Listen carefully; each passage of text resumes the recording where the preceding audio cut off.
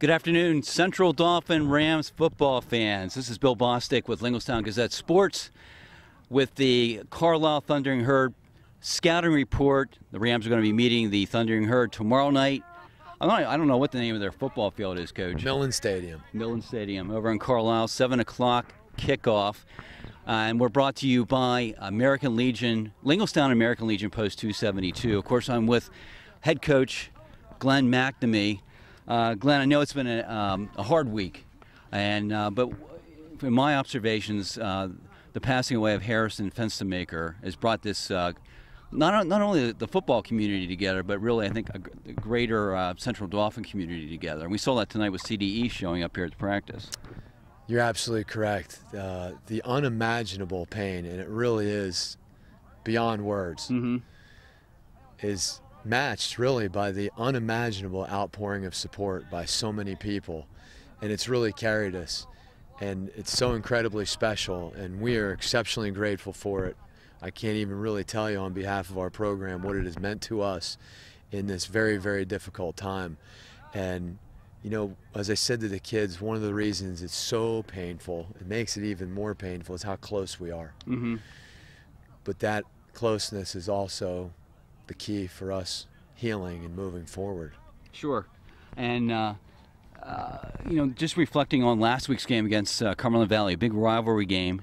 We were trying to get our second in a row against them and succeeded. And from my viewpoint, it was probably the most complete game you guys played this year, offensively and defensively. Yeah, one thing that's helped a lot, two things I should say, is we had a lot of guys back from injuries, and even guys who maybe played the week before against Mannheim were healthier.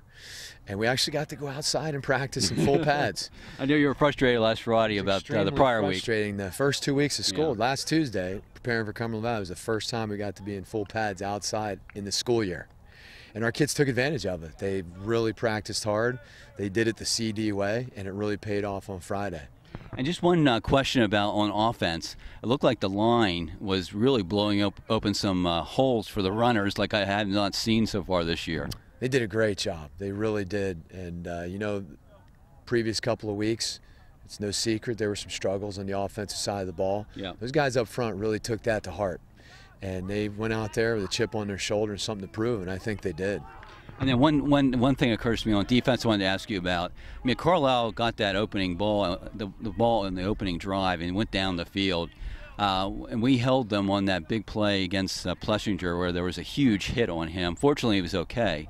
But do you think that that hit really turned the tide right at the beginning of the game? I've always believed a hit can change a game. And we always look at certain touchdowns, certain maybe great plays, athleticism by skilled guys, but I've always believed a hit can change a game. You don't see it very often where you can point to that. That hit changed the game. Yeah, it was right in front of us, so we experienced that very closely. So great win against Cumberland Valley. Moving ahead to tomorrow night, the Carlisle Thundering Herd, another team that has a good record, 3-1. They only lost to State College. We know they're a juggernaut. I mean, they're a good team. Yes. So what do they bring? What challenges does the Thundering Herd bring to the Rams? Carlisle's much improved. They're a second-year head coach now who's trying to build something there. The main thing that's different is up front.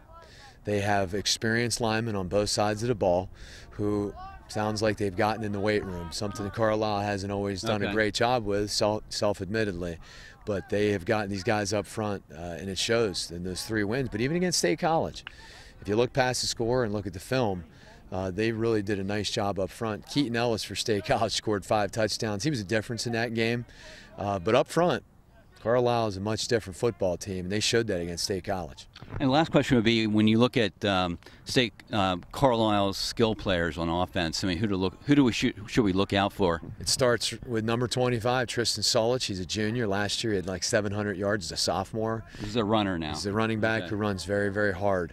They run that under center veer triple option, and he's their first option. He's the dive back, and he hits it hard. He's got a lot of experience with it now in 2 years of playing.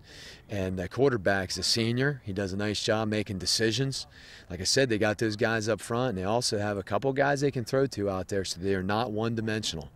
Okay, so this is not a team to take lightly, is what I'm picking up on. Not anywhere close. It is Mid-Penn Commonwealth. It is at their place. They have some excitement going with their record. they know that the State College loss was not nearly as lopsided as what the score showed. They know that. Their coaches know that. I have no doubt they're going to have a lot of excitement for this football game, and they're going to bring a lot of challenges. So it sounds like it's going to be a good game to get more experience and get ready for Harrisburg, another big challenge not in a week. Yeah, this game isn't one to get ready for anybody. This is a game in and of itself and unto itself. It's going to be a real test, especially considering our kids and the kind of week it's been for them. This is going to be one heck of a test on many levels. Well, we're rooting for you, Coach. Thanks for stopping by. I appreciate your support and coverage. You're welcome.